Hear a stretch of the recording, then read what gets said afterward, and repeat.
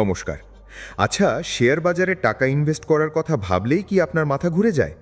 মনে হয় আরে বাবা, এত সব বড় বড় কোম্পানির শেয়ার কেনার টাকা কোথায় পাবো?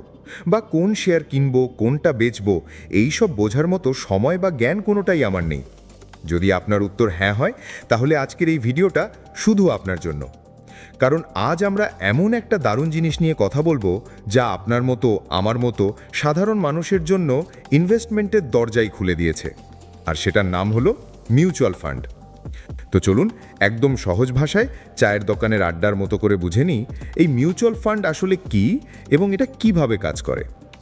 প্রথমেই আসি, মিউচুয়াল ফান্ড জিনিসটা কি। ধরুন আপনার এলাকার কয়েকজন বন্ধু মিলে ঠিক করলেন যে আপনারা একটা বড় ব্যবসা শুরু করবেন। কিন্তু সমস্যা হলো, ব্যবসাটা শুরু করতে যে পরিমাণ টাকা লাগবে তা একা কারোর কাছে নেই। তখন আপনারা কি করলেন? সবাই মিলে নিজেদের সাধ্যমতো টাকা এক জায়গায় জমা করলেন। কেউ দিল 5,000, কেউ 10,000, কেউ 20,000। এই সব টাকা মিলিয়ে একটা বড় ফান্ড বা তহবিল তৈরি হলো।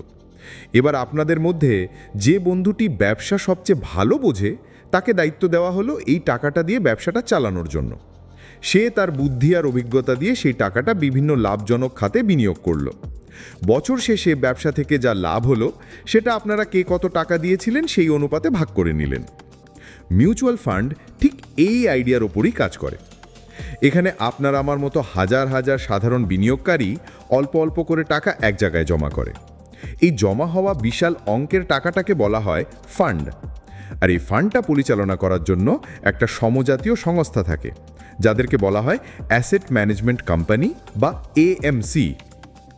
আর এএমসির ভেতরে একজন অত্যন্ত অভিজ্ঞ লোক থাকেন, যাকে বলা হয় ফান্ড ম্যানেজার। এই ফান্ড ম্যানেজারের কাজ হলো আমাদের সবার টাকাটাকে কোথায় বিনিয়োগ করলে সবচেয়ে ভালো রিটার্ন আসবে সেটা খুঁজে বের করা। তিনি আমাদের টাকাটা বিভিন্ন কোম্পানির শেয়ারে, সরকারি বন্ডে এবং আরও নানা রকম জায়গায় ছড়িয়ে ছিটিয়ে বিনিয়োগ করেন। এক কথায় মিউচুয়াল ফান্ড হলো অনেক মানুষের টাকার একটা সম্মিলিত তহবিল, যা একজন বিশেষজ্ঞ পেশাদার দ্বারা পরিচালিত হয়। এখন প্রশ্ন হলো, আপনি যে টাকাটা দিচ্ছেন তার হিসাব কিভাবে রাখা হয়? এখানেই আসে একটা খুব গুরুত্বপূর্ণ শব্দ, এনএভি বা নেট অ্যাসেট ভ্যালু।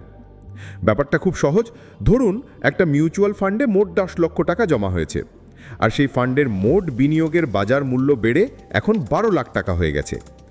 এখন এই ফান্ডকে যদি মোট 1 লক্ষ ভাগে ভাগ করা হয়, তাহলে প্রতিটা ভাগের দাম কত হবে? 12 লাখ ভাগ 1 লাখ মানে 12 টাকা। এই 12 টাকাই হলো ওই ফান্ডের একটা ইউনিটের এনএভি। আপনি যখন কোনো মিউচুয়াল ফান্ডে টাকা দেন, তখন ওই দিনের এনএভি অনুযায়ী আপনাকে কিছু ইউনিট দেওয়া হয়।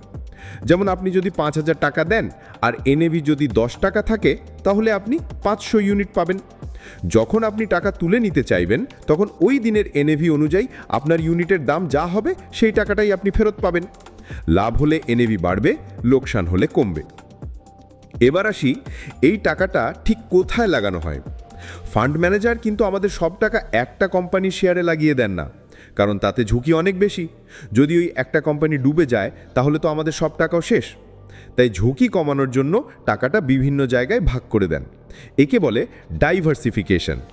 মানে কিছুটা বড় কোম্পানির শেয়ারে, কিছুটা মাঝারি কোম্পানির শেয়ারে, কিছুটা সরকারি বন্ডে, কিছুটা হয়তো সোনা বা রিয়েল এস্টেটে।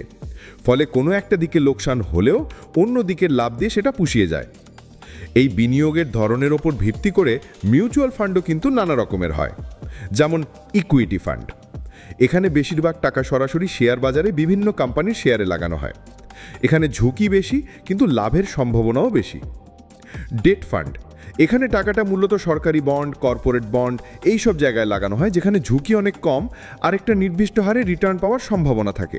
অনেকটা ফিক্সড ডিপোজিটের মতো, তবে রিটার্ন তার চেয়ে একটু বেশি হতে পারে। Hybrid fund. নাম শুনেই বুঝতে পারছেন, এটা হলো ইকুইটি আর ডেটের একটা মিশ্রণ।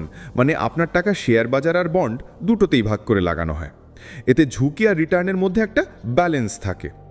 এখন সবচেয়ে জরুরি প্রশ্নটা হলো, আপনি মিউচুয়াল ফান্ডে টাকা রাখবেন কিভাবে? দুভাবে রাখা যায়। একটা হলো এককালীন বা লাম্প সাম, মানে আপনার কাছে একবারে কিছু টাকা এলে, যেমন ধরুন 50,000 বা 1 লাখ, সেটা আপনি একবারে দিয়ে দিলেন। আর দ্বিতীয় এবং সবচেয়ে জনপ্রিয় উপায়টা হলো এসআইপি বা সিস্টেম্যাটিক ইনভেস্টমেন্ট প্ল্যান।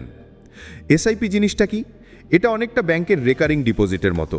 আপনি প্রতি মাসে একটা নির্দিষ্ট তারিখে একটা নির্দিষ্ট অঙ্কের টাকা, হতে পারে সেটা 500 টাকা বা 1000 টাকা, আপনার ব্যাংক অ্যাকাউন্ট থেকে ওই মিউচুয়াল ফান্ডে জমা করে যাবেন।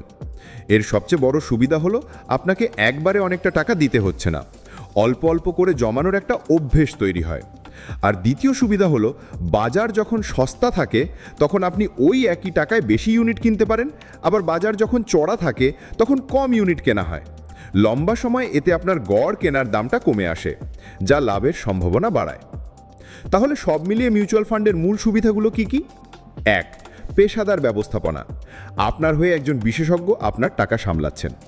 2. ডাইভার্সিফিকেশন, আপনার অল্প টাকাও অনেক জায়গায় ছড়িয়ে ছিটিয়ে বিনিয়োগ হচ্ছে, ফলে ঝুঁকি কমছে। 3. সহজলভ্যতা, আপনি মাত্র 500 টাকা দিয়েও এসআইপি শুরু করতে পারেন। আর 4. স্বচ্ছতা, আপনি রোজ আপনার বিনিয়োগের এনএভি চেক করতে পারেন এবং জানতে পারেন আপনার টাকার মূল্য কত হলো। তবে হ্যাঁ, একটা কথা মনে রাখা খুব জরুরি, মিউচুয়াল ফান্ডে বিনিয়োগ বাজারগত ঝুঁকির ওপর নির্ভরশীল। মানে বাজার উঠলে আপনার লাভ হবে, পড়লে লোকসানও হতে পারে। তাই যে কোনো ফান্ডে টাকা রাখার আগে সেই ফান্ড সম্পর্কে ভালোভাবে জেনে নিন, দরকার হলে একজন অর্থনৈতিক উপদেষ্টার সাহায্য নিন। আশা করি মিউচুয়াল ফান্ড কিভাবে কাজ করে সেই বিষয়ে একটা পরিষ্কার ধারণা আপনারা পেয়েছেন। এটা কোনো রকেট সায়েন্স নয়, বরং আমাদের মতো সাধারণ মানুষের জন্য টাকা জমানো আর তাকে সময়ের সাথে সাথে বাড়ানোর একটা দারুণ উপায়। আজ এই পর্যন্তই। ভালো থাকবেন আর বুদ্ধিমত্তার সাথে বিনিয়োগ করবেন। নমস্কার।